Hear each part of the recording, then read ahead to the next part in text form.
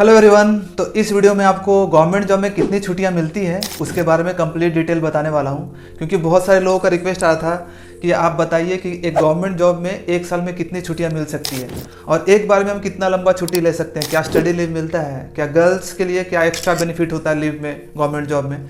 तो ये सब चीज़ें मैं आपको कंप्लीट डिटेल बताने वाला हूँ। तो ये वीडियो आपके लिए इंपॉर्टेंट है। अगर आप गवर्नमेंट जॉब करना चाहते हो तो आपके लिए काफ़ी आगे हेल्पफुल होगा। आपको पता चलेगा कि कौन कौन सी छुट्टी मिल सकती है, आपको पर्सनल लाइफ और प्रोफेशनल लाइफ में आप बैलेंस कर पाओगे कि नहीं। तो ये सब चीज़ें आपको पता चलेगी इसमें। ये वीडियो थोड़ा लंबा हो सकता है लेकिन एक अच्छा नॉलेजेबल वीडियो आपके लिए होगा। सबसे पहले हम लोग बात करते हैं कि जो नॉर्मल छुट्टी सेंट्रल गवर्नमेंट में मिलती है। जो नॉर्मल छुट्टी कौन सी होती है कि आपको सैटरडे संडे ऑफ होता है। अगर आप सेंट्रल गवर्नमेंट में जॉब करते हो तो आपका सैटरडे संडे ऑफ होगा। 5 दिन आपको मंडे टू फ्राइडे है वो जॉब करना पड़ेगा। मैक्सिमम में ये केसेस होता है, जो मैक्सिमम जो ऑफिसेस होते हैं इसमें यही होता है।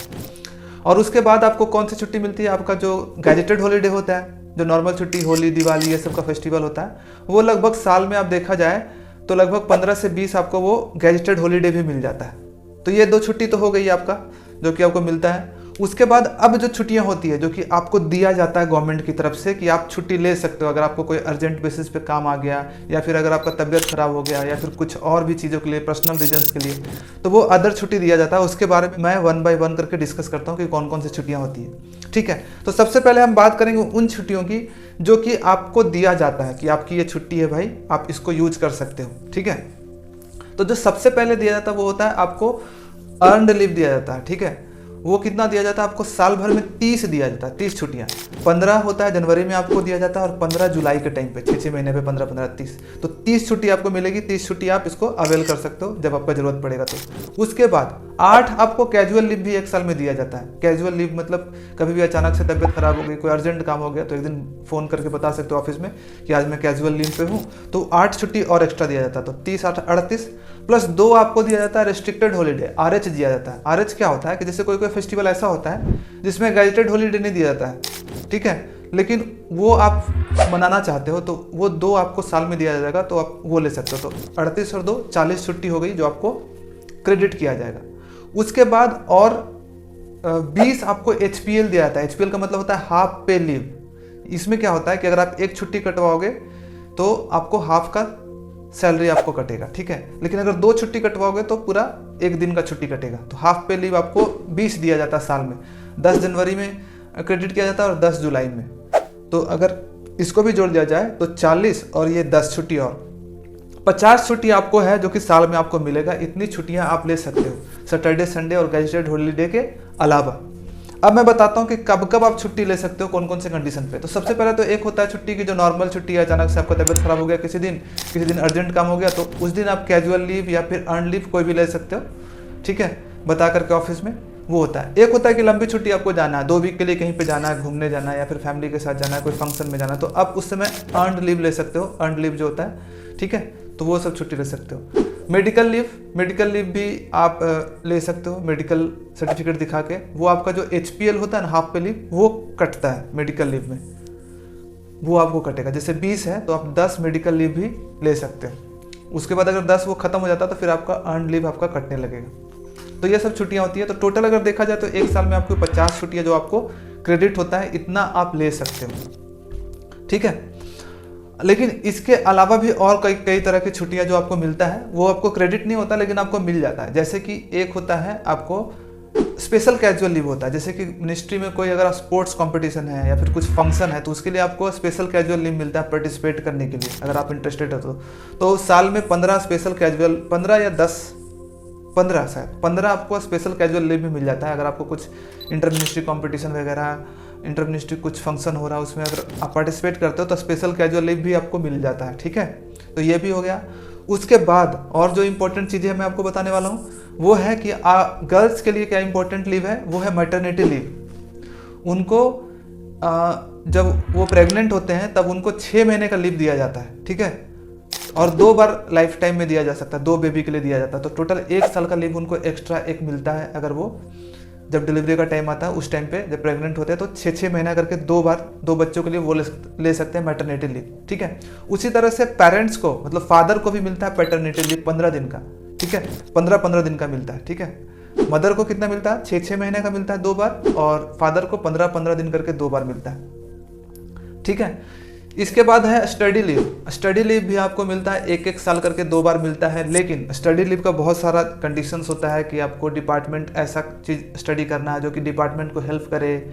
स्टडी लीव लेने के बाद आपको फिर से सर्विस करना है, ऐसा नहीं कि डिसकंटिन्यू कर दिए। तो बहुत सारे उसमें टर्म्स एंड कंडीशन है, और स्टडी लीव मैं बोलूँगा कि जल्दी मिलता नहीं है, ठीक है।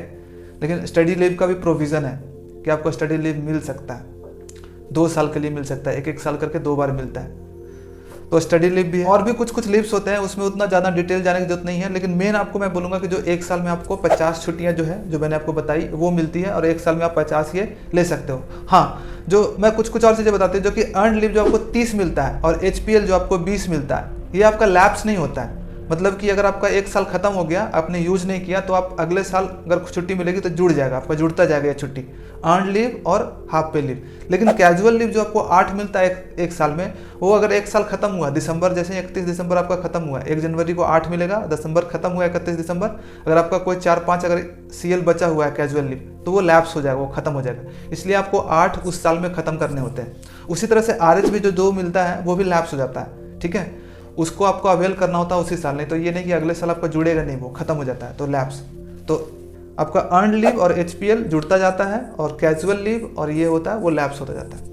अब मैं बताता हूँ कि प्रोसेस क्या होता है, मतलब छुट्टी लेने का कौन कौन सा तरीका होता है। सबसे पहला तरीका, सबसे बेस्ट तरीका तो ये होता है कि आप पहले से परमिशन ले लो। छुट्टी अप्लाई जो होती है 2 तरीके से होता है, या तो आप पेपर पे एप्लीकेशन एक आता है उस पर लिख करके दे दो, लेकिन अब सब जगह ऑनलाइन हो गया है। ऑनलाइन आप सबमिट कर देते हो, आपके ऑफिसर के पास चला जाता है, वो पास करते हैं, अगले ऑफिसर के पास चला जाता है। तो ऑनलाइन सबमिट कर दो, आपका दिखाएगा, वेबसाइट एक बना हुआ है, उस पर अप्लाई करोगे, अपने आप आपकी छुट्टियां जितनी भी है कटते जाएगी धीरे धीरे करके, ठीक है। तो ये तरीका है, अप्लाई कर देते हो। तो सबसे अच्छा तरीका होता है कि आप पहले से बता दो कि मैं छुट्टी इतने दिन पे छुट्टी, उसको अवेल कर लो और ले लो। लेकिन कभी कभी ऐसा मेडिकल कंडीशन या फिर कुछ इमरजेंसी आ जाता है कि आप उस दिन ऑफिस नहीं जा पाता, तो आप सिर्फ इंटीमेट भी कर दोगे फ़ोन के थ्रू, ईमेल के थ्रू कि आज मेरा ये छुट्टी नहीं है, तो वो छुट्टी एक्सेप्ट हो जाती है, ठीक है।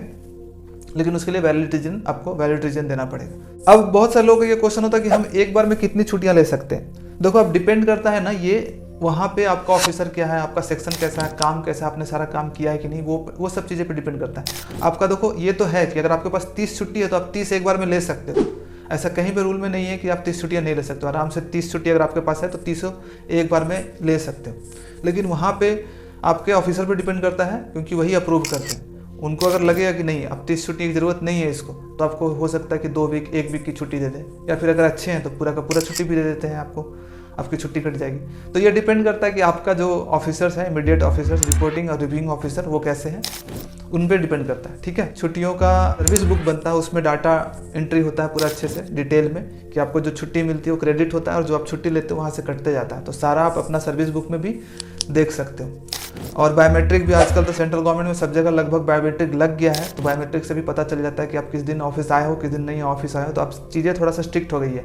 पहले का था कि पहले बायोमेट्रिक नहीं था तो बहुत सारे लोग छुट्टी लेना लिए, नहीं भी लिए, दिए भी नहीं, तो ऐसा चलता था। लेकिन अब आपको बायोमेट्रिक लग गया है तो आपको पता चल जाता है कि किस दिन ये नहीं आया है, तो आपको छुट्टी देना पड़ता है। तो मोटा मोटी देख लिया जाए तो काफ़ी अच्छी छुट्टियां हैं सेंट्रल गवर्नमेंट में। सैटरडे संडे अगर मान लिया जाए, और बाकी गैजेटेड प्लस ये सब छुट्टियां 60 के आसपास, 50 के आसपास आपको साल में छुट्टी मिलती है, तो काफ़ी छुट्टी हो जाती है। अब मैं मेडिकल के कंडीशन में बताता हूँ कि अगर आपको मेडिकल लीव लेना है तो कैसे लेते हैं। मेडिकल में आप क्या होता है कि आप जैसे कि अचानक से तबियत खराब हो गया, तो आप इंटीमेट कर सकते हो ऑफिस में कि मेरी तबियत खराब है, नहीं आऊँगा। उस टाइम पे क्या होता है ना कि आपको जो भी डॉक्टर्स होते हैं, जो गवर्नमेंट डॉक्टर होता है, वहाँ से आपको लिखवाना पड़ता है कि मैं अनफिट हूँ ऑफिस जाने के लिए। वो लिख देते हैं, अगर 15 दिन का छुट्टी लेते हैं कि for next 15 days he will be unfit to join the office, तो आपको 15 दिन की वहाँ पे छुट्टी मिल जाती है। लेकिन मेडिकल के केस में आपको मेडिकल सर्टिफिकेट प्रोड्यूस करवाना पड़ेगा कोई भी एक सरकारी हॉस्पिटल से। और बाकी चीज़ें ये है कि छुट्टियाँ मिल जाती है, अगर आपको अर्जेंट है, आपकी शादी है, कुछ फंक्शन है, तो छुट्टियाँ मिल जाती है। डिपेंड करता है वही कि आपका ऑफिसर कैसा है, ठीक है। तो ये सब सारी चीज़ें हैं छुट्टियों के बारे में। आई होप कि आपको क्लियर हुआ होगा कि आपको कितनी छुट्टियाँ एक साल में मिल सकती है। तो अगर आपको ये वीडियो अच्छा लगा है तो प्लीज़ इसको लाइक और शेयर करें, और इसी तरह से आप अपना सपोर्ट करते रहें ताकि मैं आपके लिए आगे भी वीडियो बनाते रहूँ। Thank you so much for watching this video. जल्दी मिलते हैं एक नए वीडियो के साथ और नए मोटिवेशन के साथ। चलो बाय बाय।